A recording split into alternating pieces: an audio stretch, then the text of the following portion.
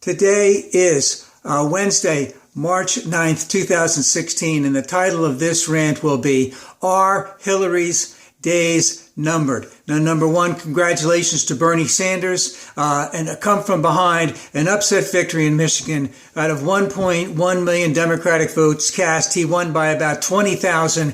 But again, a win is a win is a win. And of course, the pundits will be throwing out exactly why he won. And the question is, was Michigan an outlier? Are there things from Michigan that will carry over into the Super Tuesday primary this coming Tuesday, etc.? Now, the first thing is, in terms of Michigan, Hillary won the black vote. We know that.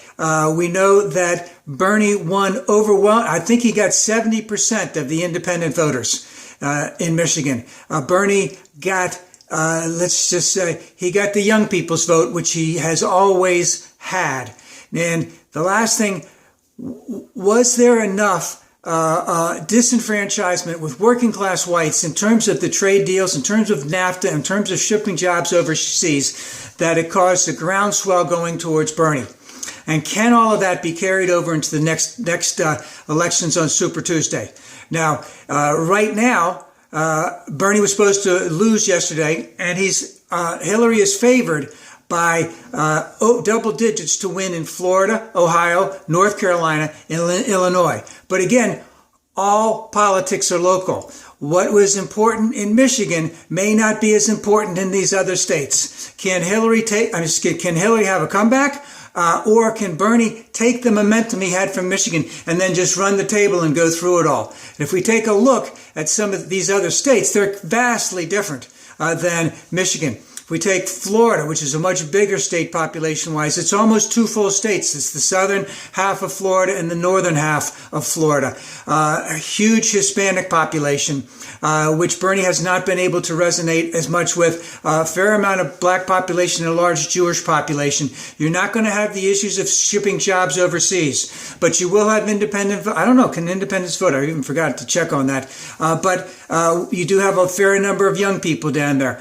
Can Bernie take that and take that into a victory? Again, it's completely different.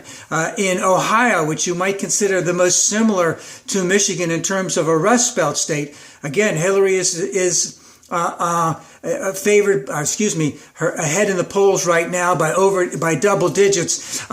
Is everything that's in Michigan going to be the exact same in Ohio? I don't think so, even though there are some very similar types of situations in terms of it being a Rust Belt.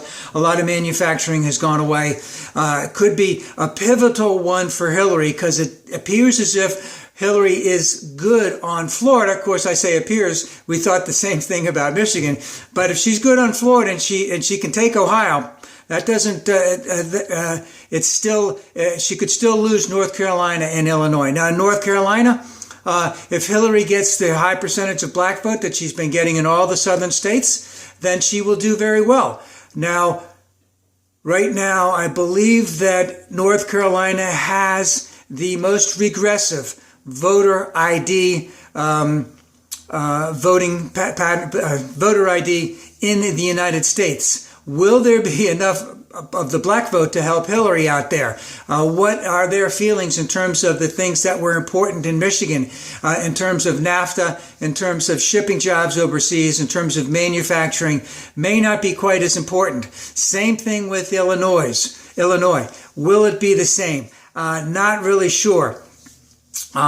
So Ohio is a lot like Michigan, but North Carolina and Florida definitely are not. If Hillary gets Florida and Ohio, those are the two biggest ones, because even remember that last night, even though she lost Michigan, I believe she came out 18 delegates ahead of Bernie overall. So she's continuing to increase her delegate lead, and that doesn't include the super delegates. And one thing about Hillary that we know is that she is a fighter, and she will continue to fight all the way through.